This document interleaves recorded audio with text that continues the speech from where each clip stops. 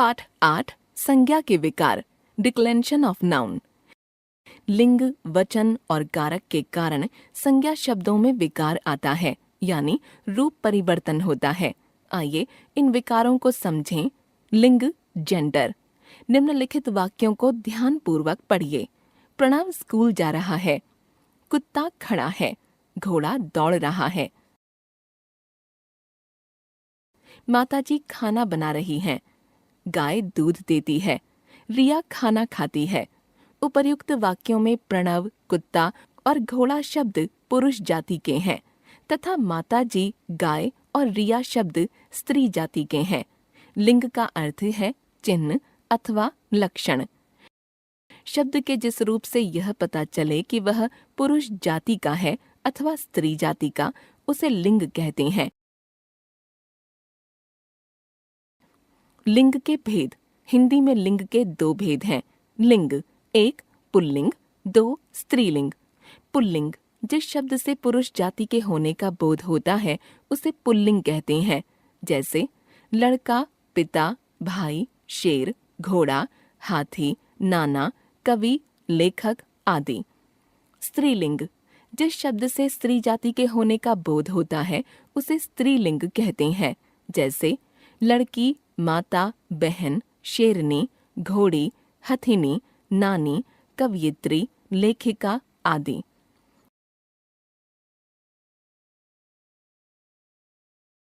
लिंग की पहचान। प्राणीवाचक संज्ञा शब्द तो प्राकृतिक रूप से पुल्लिंग या स्त्रीलिंग होते हैं, लेकिन जो शब्द अप्राणीवाचक होते हैं उनके लिंग जानने में कठिनाई होती है। उनके लिंग निर्धारण के लिए शब्दकोश, व्याकरण के नियम तथा विद्वानों के मत ही मानक माने जाते हैं। प्रयोग के आधार पर लिंग निर्णय संबंधी कुछ नियम निम्नलिखित हैं।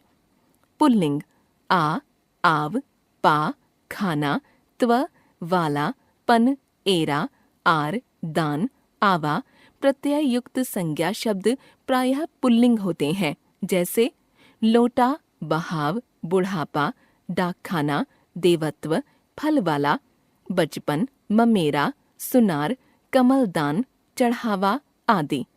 पर्वतों, फलों, महीनों। अपवाद जनवरी, मई, जुलाई। दिनों, देशों, ग्रहों। अपवाद पृथ्वी। धातुओं। अपवाद चांदी। वृक्षों, अनाजों। अपवाद अरहर, ज्वार। द्रव्य या पदार्थों। अपवाद कॉफी, चाय के नाम सदा पुल्लिंग होते हैं। जिन शब्दों के अंत में ख, ज और त्र आता है वे पुल्लिंग होते हैं, जैसे सुलेख, नीरज, मित्र आदि। स्त्रीलिंग। ई, आवट, आहट, आई, आरी, इका, इया, वती प्रत्यय युक्त शब्द सदा स्त्रीलिंग होते हैं, जैसे चांदी, सजावट, मुस्कराहट, पढ़ाई, पिचकारी, नायिका, गुड़िया, बलवती। नदियों, लिपियों, बोलियों, भाषाओं, तिथियों, शरीर के कुछ अंगों के नाम सदा स्त्रीलिंग होते हैं। समझते चलें। नित्य सदा पुल्लिंग शब्द। कुछ ऐसे शब्द हैं जिनका प्रयोग सदा पुल्लिंग में ही किया जाता है, जैसे कौवा, उल्लू, खटमल, तोता, मच्छर आदि। इन्हें स्त्रीलिंग बनाने के लिए इनके पहले मादा शब्द जोड़ा जाता है, जैसे मादा कौवा, मादा उल्लू आदि। नित्य सदा स्त्रीलिंग शब्द। कुछ शब्दों का प्रयोग सदा स्त्रीलिंग में ही किया जाता है, जैसे मैना, मछली, कोयल, मक्खी, चील आदि। इन्हें पुल्लिंग बनाने के लिए इनके पहले नर शब्द जोड़ा जाता है, जैसे नर मैना, नर मछली आदि। लिंग परिवर्तन। पुल्लिंग से स्त्रीलिंग बनाने के नियम। अ को आ में बदलकर। पुल्लिंग, स्त्रीलिंग। छात्र, छात्रा। वृद्ध, वृद्धा। पूज्य, पूज्या। शिष्य, शिष्या। प्रिय, प्रिया। सुत, सुता। आ को ई में बदलकर। पुल्लिंग, स्त्रीलिंग। नाना, नानी। दादा, दादी। गधा, गधी। बकरा, बकरी। बेटा, बेटी। मामा, मामी। मौसा, मौसी। चाचा, चाची। मुर्गा, मुर्गी। घोड़ा घोड़ी, लड़का लड़की, भतीजा भतीजी। आ को इया में बदलकर पुल्लिंग स्त्रीलिंग, चूहा चूहिया, बूढ़ा बुढ़िया, डिब्बा डिबिया, चिड़ा चिड़िया, बंदर बंदरिया, गुड्डा गुड़िया। अंत में इन जोड़कर पुल्लिंग स्त्रीलिंग, लुहार लुहारिन, कुम्हार कुम्हारिन, सुनार सुनारिन, नाई नाइन, धोबी धोबिन, माली मालिन।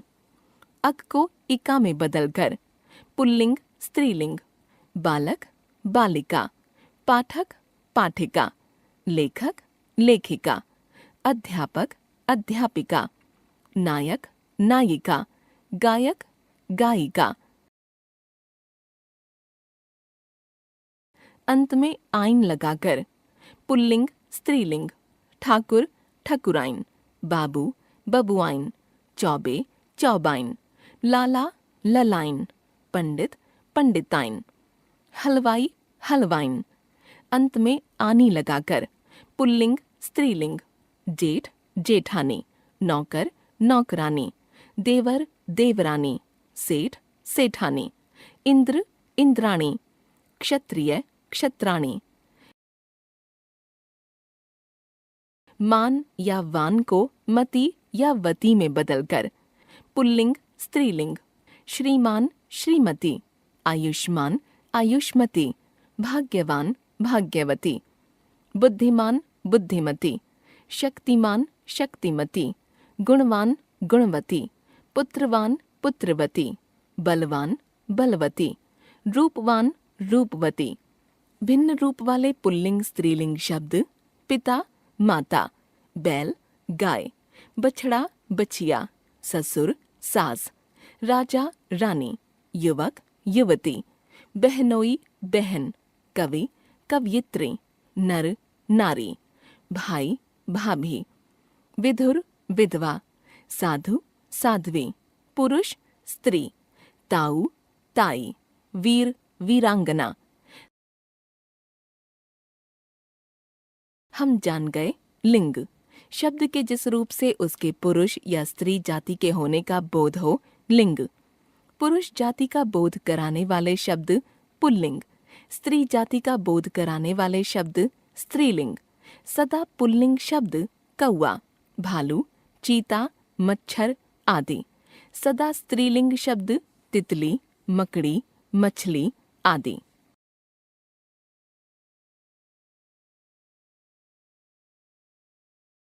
वचन नंबर। दिए गए वाक्यों को पढ़िए और रंगीन शब्दों पर ध्यान दीजिए। क वर्ग, वह लड़का होशियार है। यहाँ एक पुस्तक रखी है, उसने एक कविता लिखी। ख वर्ग, वे लड़के मित्र हैं। यहाँ कई पुस्तकें रखी हैं, उसने 5 कविताएं लिखीं। क वर्ग में दिए गए वाक्यों में आए रंगीन शब्द किसी प्राणी या वस्तु के एक होने का बोध करा रहे हैं, जबकि ख वर्ग में इन्हीं शब्दों के कुछ बदले हुए रूप उनके एक से अधिक होने का बोध कराते हैं। इन शब्दों से यह स्पष्ट होता है कि शब्दों के कुछ रूप उनके एक होने तथा कुछ रूप उनके एक से अधिक होने का बोध कराते हैं। शब्दों के ये रूप ही वचन कहलाते हैं।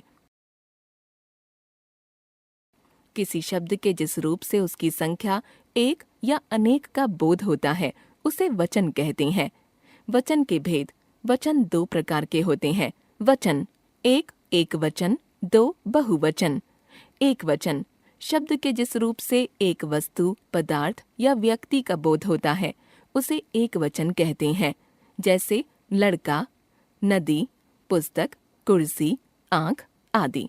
बहुवचन, शब्द के जिस रूप से एक से अधिक वस्तु, पदार्थ या व्यक्तियों का बोध हो, उसे बहुवचन कहा जाता है।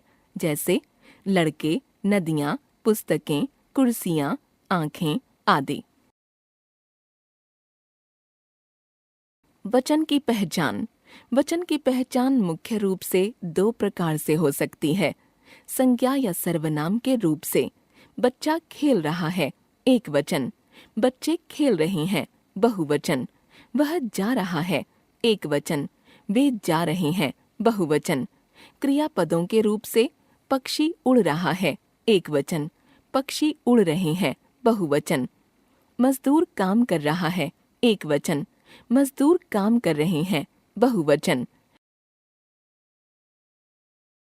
वचन संबंधी कुछ नियम। किसी व्यक्ति को आदर देने के लिए एक वचन के स्थान पर बहुवचन का प्रयोग किया जाता है, जैसे मेरे पिताजी दफ्तर जा रहे हैं। श्री राम सबके प्रिय थे। महात्मा गांधी महान देशभक्त थे। वे देश के लिए कई बार जेल गए। कुछ शब्द सदा बहुवचन में प्रयुक्त होते हैं, जैसे आपके दर्शन हेतु मैं यहाँ आया हूँ। उसके हस्ताक्षर समझ नहीं आ रहे। उसके आंसू रोके नहीं रुक रहे थे। मेरे बाल सफेद होते जा रहे हैं। स्वाभिमान अथवा अधिकार को प्रकट करने के लिए संज्ञा, सर्वनाम आदि का बहुवचन में प्रयोग किया जाता है, जैसे मैं कहते हैं कि यह बात सत्य है। मैं तुम्हारे पिता होने के नाते तुम्हें सीख दे रहे हैं। द्रव्यवाचक या समूहवाचक संज्ञाएं वर्षा, प्रजा, भीड़, धातु, घी आदि एक वचन में ही प्रयुक्त होती हैं, जैसे लोहा मजबूत होता है, दूध गिर गया, सोना बहुमूल्य होता है, वर्षा हो रही है। वचन परिवर्तन। एक वचन से बहुवचन बनाने के कुछ नियम निम्नलिखित हैं। अ को ए में बदलकर एक वचन बहुवचन। बात बातें, आंख आंखें, दवात दवातें, रात रातें, गाय गायें, पुस्तक पुस्तकें। आ को ए में बदलकर एक वचन बहुवचन। चूहा चूहे, बेटा बेटे, मुर्गा मुर्गे, कमरा कमरे, गधा गधे, दरवाजा दरवाजे, कपड़ा कपड़े, कुत्ता कुत्ते, पंखा पंखे। आ के साथ एन लगाकर एक वचन बहुवचन। माता माताएं, कथा कथाएं, शिला शिलाएं, माला मालाएं, गाथा गाथाएं, महिला महिलाएं, कन्या कन्याएं, सभा सभाएं, सेना सेनाएं। या आने पर अनुनासिक लगाकर एक वचन बहुवचन।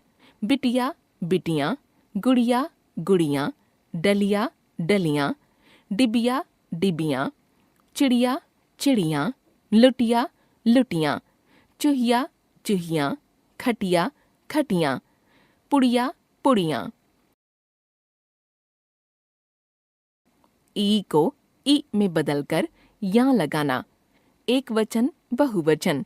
सखी सखियां, कटोरी कटोरियां, रानी रानियां, मोती मोतियां, स्त्री स्त्रियां, कहानी कहानियां, रीति रीतियां, भाभी भाभियां, डाली डालियां, वृंद दल गण जन लोग आदि शब्द जोड़कर एक वचन बहुवचन।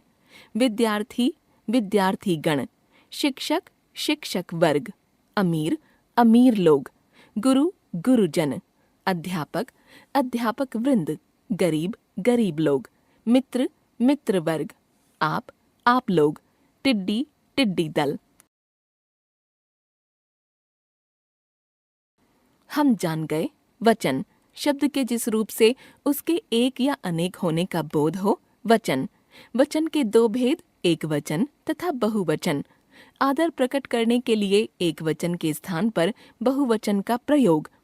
वर्षा, प्रजा, भीड़, जनता, धातु, दूध, घी आदि सदैव एक वचन। आंसू, हस्ताक्षर, प्राण, दर्शन, होश, बाल आदि सदैव बहुवचन।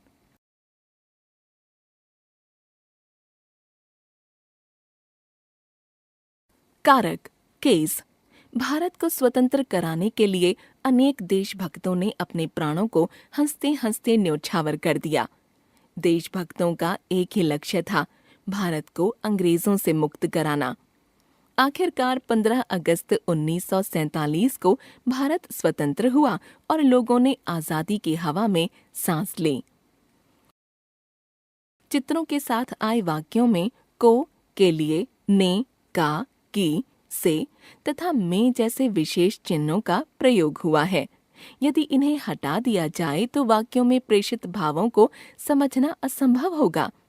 अतः वाक्यों का ठीक से अर्थ समझने के लिए इनका प्रयोग करना आवश्यक है। ये सभी शब्द कारकों के चिन्ह हैं, जिन्हें कारकों की विभक्तियां या परसर्ग भी कहा जाता है। इन्हीं के कारण वाक्य में आए संज्ञा या सर्वनामों का संबंध वाक्य के दूसरे शब्दों से स्पष्ट हो रहा है।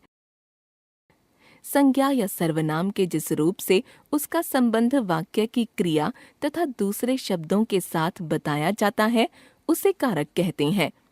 विभक्ति कारकों का रूप प्रकट करने के लिए उनके साथ जो शब्द या चिन्ह लगते हैं, उन्हें विभक्ति कहते हैं। परसर्ग इन विभक्तियों को परसर्ग भी कहते हैं, क्योंकि ये संज्ञा, सर्वनाम आदि शब्दों के बाद जुड़ते हैं। कारक के भेद कारक के 8 भेद होते हैं। कारक कर्ता, कर्म, करण, संप्रदान, अपादान, संबंध, अधिकरण, संबोधन। कारकों के चिन्ह कारक विभक्ति या परसर्ग कर्ता, ने, कर्म, को, करण, से, के द्वारा, संप्रदान, के लिए, को, देना अर्थ में, अपादान, से, की अपेक्षा, अलग होना, संबंध, का या के या की, रा या रे या री, ना या ने या ने, अधिकरण, में, पर, संबोधन, हे, रे, अरे। समझते चलें, कर्ता से अधिकरण तक सभी कारकों के विभक्ति चिन्ह शब्दों के अंत में लगाए जाते हैं, जबकि संबोधन कारक के चिन्ह हे, अरे आदि शब्दों से पूर्व लगते हैं। कर्ता कारक परसर्ग ने संज्ञा या सर्वनाम के जिस रूप से काम को करने वाले का बोध हो, उसे कर्ता कारक कहते हैं। जैसे प्रणव ने खाना खाया, अनिल ने रामायण पढ़ी। इन वाक्यों में प्रणव और अनिल कर्ता हैं। इनके साथ ने विभक्ति लगी है। कई बार कर्ता कारक के साथ ने विभक्ति नहीं लगती। जैसे वरुण पुस्तक पढ़ेगा, नेहा स्कूल जाती है। कर्म कारक परसर्ग को जब वाक्य में क्रिया का फल कर्ता पर न पड़कर वाक्य की अन्य संज्ञा पर पड़ता है, उसे कर्म कारक कहते हैं। जैसे कमल पुस्तक खरीद रहा है, राम ने रावण को मारा। इन वाक्यों में खरीदना और मारना क्रिया के व्यापार का फल क्रमशः पुस्तक और रावण पर पड़ता है, अतः ये कर्म कारक हैं। इसका सूचक चिन्ह को कभी कभी छिपा रहता है। जैसे मैंने दूध पिया। क्रिया से पहले क्या या किसको लगाकर प्रश्न करने से जो उत्तर प्राप्त होता है, वही कर्म कारक होता है। उदाहरण प्रश्न उत्तर नेहा ने खाना खाया। क्या खाया? खाना। खाना कर्म कारक है। राजेश ने अंशु को पढ़ाया। किसको पढ़ाया? अंशु को। अंशु को कर्म कारक है। करण कारक परसर्ग से।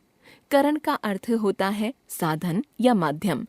जिस साधन या माध्यम से कर्ता क्रिया करता है, उसे करण कारक कहते हैं। जैसे लड़के फुटबॉल से खेल रहे हैं, बच्चा बस से स्कूल जा रहा है। इन वाक्यों में फुटबॉल और बस साधनों द्वारा क्रिया कार्य संपन्न हो रही है, अतः ये करण कारक हैं। करण कारक को पहचानने के लिए क्रियाओं के साथ किस चीज से या किससे आदि लगाकर प्रश्न करने पर जो उत्तर मिलता है, वह करण कारक होता है। जैसे लड़के किस चीज से खेल रहे हैं? फुटबॉल से। बच्चा किससे स्कूल जा रहा है? बस से। करण कारक में के साथ या के द्वारा विभक्ति चिन्ह भी प्रयोग होते हैं। जैसे कमल ने चटनी के साथ समोसा खाया। मुझे मोबाइल फोन के द्वारा सूचित करना।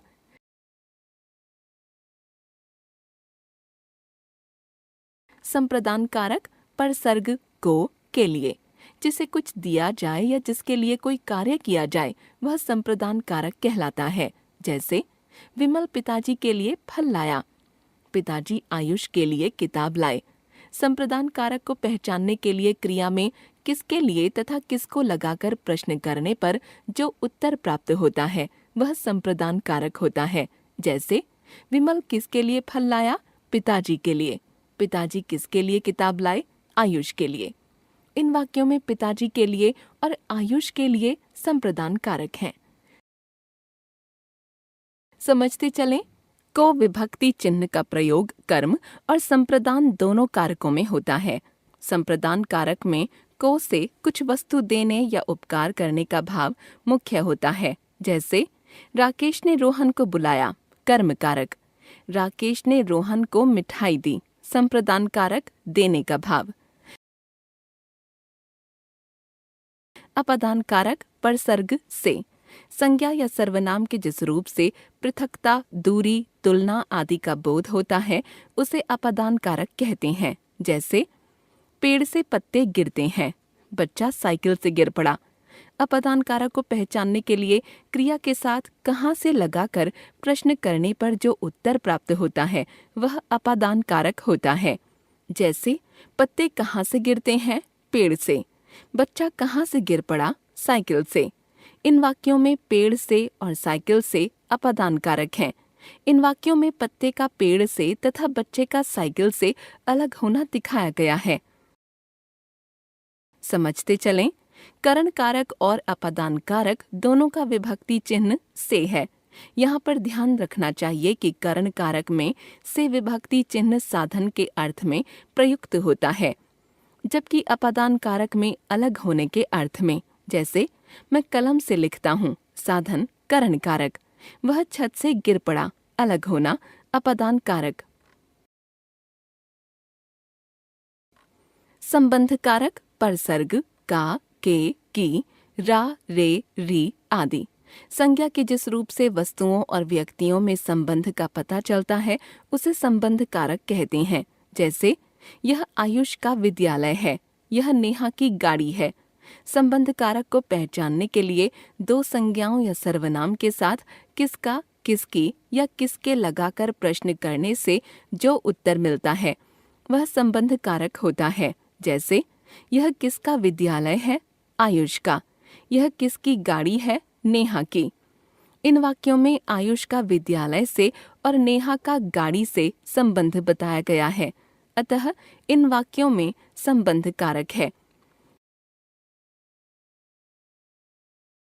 अधिकरण कारक परसर्ग में पर संज्ञा या सर्वनाम के जिस रूप से क्रिया के आश्रय या आधार का ज्ञान हो उसे अधिकरण कारक कहते हैं। आधार के अंतर्गत स्थान और समय का भी बोध होता है। जैसे तोता पेड़ पर बैठा है, लड़का कमरे में बैठा है। अधिकरण कारक पहचानने के लिए क्रिया के साथ कहाँ या किस में लगाकर प्रश्न करने से जो उत्तर मिलता है उसे अधिकरण कारक कहते हैं। तोता कहाँ बैठा है? पेड़ पर। लड़का कहाँ बैठा है? कमरे में। इन वाक्यों में पेड़ पर और कमरे में शब्दों द्वारा क्रिया के आधार का ज्ञान होता है, अतः ये अधिकरण कारक हैं। संबोधन कारक परसर्ग हे, अरे, ओ आदि। संज्ञा या सर्वनाम के जिस रूप से किसी को पुकारना या बुलाना प्रकट हो उसे संबोधन कारक कहते हैं। जैसे अरे प्रणव, तुम कब आए? हे भगवान, उसे सद्बुद्धि प्रदान करें। इन वाक्यों में अरे प्रणव और हे भगवान शब्दों से पुकारना प्रकट होता है, अतः ये संबोधन है। हे, अरे, ओ आदि संबोधन चिन्ह हैं।